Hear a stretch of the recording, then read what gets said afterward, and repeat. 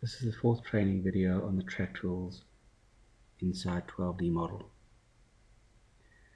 Now that we've produced our turnout, we've produced a 1 in 16 turnout, we're going to look at placing that turnout on our job. So what I've got showing here is I've got my main line running along through here, and I've got a passing loop line coming in, connecting in through here.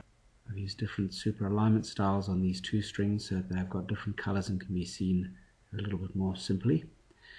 For our turnouts, we saw earlier on that we've got the 4 different options in there from our main menu. We're going to be using the place in a moment.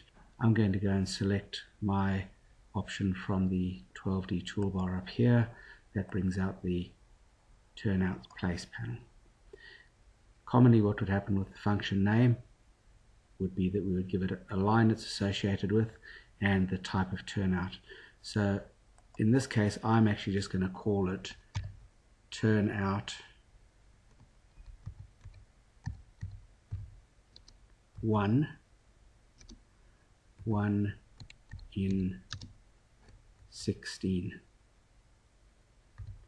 The turnout name, I'll go and copy that down and paste it in for the turnout name. The turnout type, rather than picking on the icon here, there's a little glitch in there at the moment. I come into the actual field itself, do a left mouse button pick in there, and then I can go and choose my 1 in 16 from the pop down list.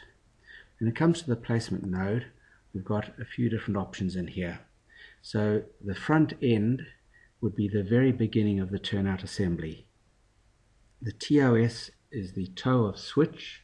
It is the beginning of the moving parts. TPC main, that would be the theoretical point of crossing on the main or through line. TPC loop would be the theoretical point of crossing on the secondary line. K main be the intersection point of the track's center lines based on the chainage of the main line. The K loop would be the intersection point of the track center lines, the chainage based on the secondary line. Back main would be the very end of the assembly based on the main line, and back loop would be the very end of the assembly based on the secondary line. I'm going to choose to use the toe of switch option here. Then whether you want the turnout to go to the left or the right, in this case we're going to be going to the right. The centerlines model, I'm going to call that Turnout 1 CL. The tangents color I will leave as white, and the centerline color I will leave as cyan. We're now going to go across to the reference geometry tab, and in here we're going to set the reference type. Now these are fairly commonly seen anytime we're using computators or element design. Probably the most common ones that you'd use in there would be your vertex segment number at chainage or a dropped point. We're going to use the vertex segment number there. The reference string is going to be the through line, so that's our main line down. The direction is going to be normal. In other words, the split for the turnout will be in a forward direction.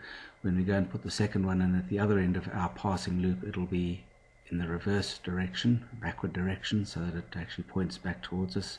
We're going to go to vertex number 3 here, so what that's saying is that it's going to be on this tangent point here. If I just zoom back a little bit, you'll see that there's our first vertex there, our second vertex is here, so our third vertex is the beginning of the straight along here.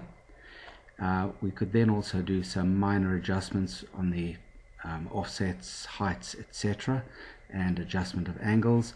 But basically what we're going to be doing is putting it into this position here, and we're going to have a chainage offset of 15 meters. So that means that we're going to choose that point, but we're going to start 15 meters further down, which should be just where our second alignment starts here.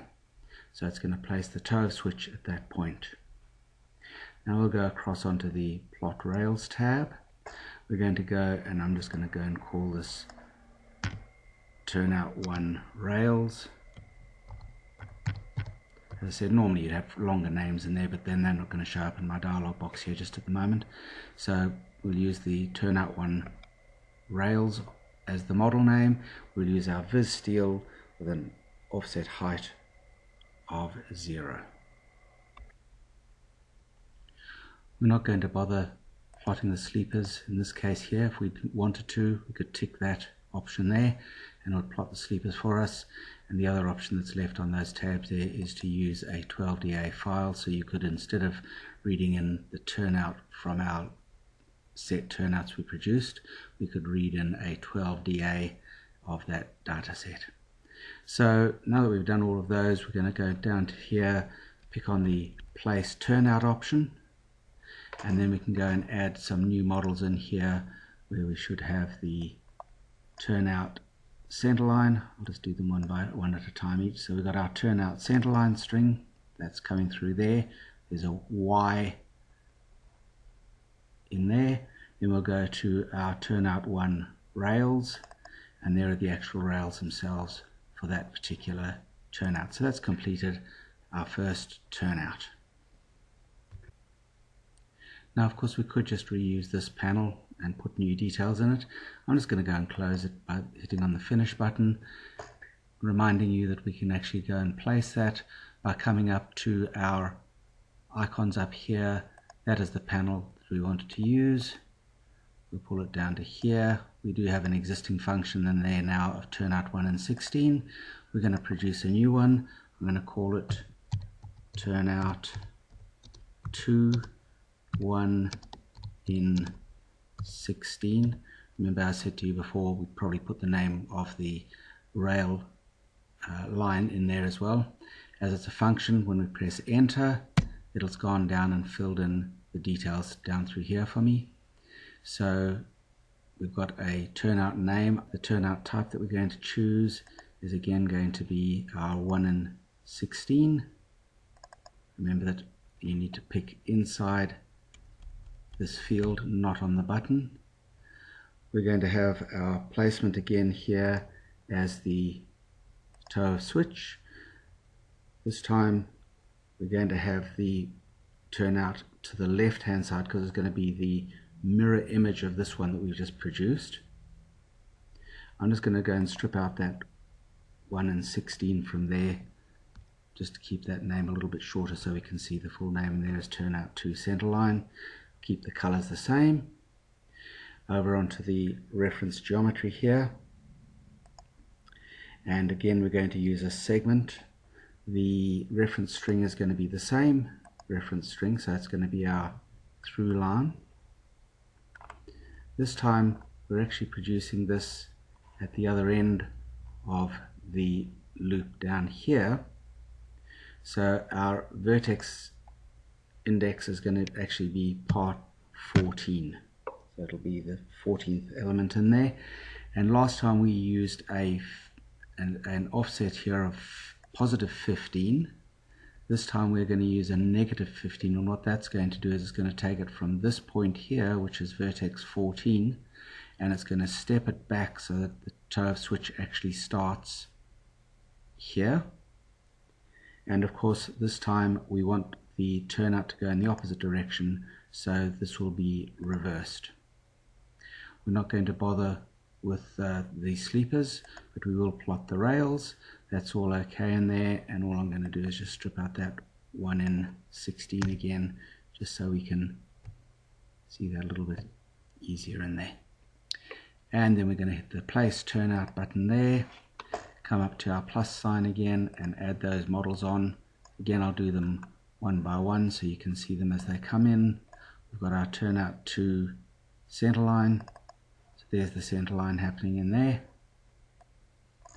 Our Turnout 2 rails, and when we zoom in, that's placed our second turnout.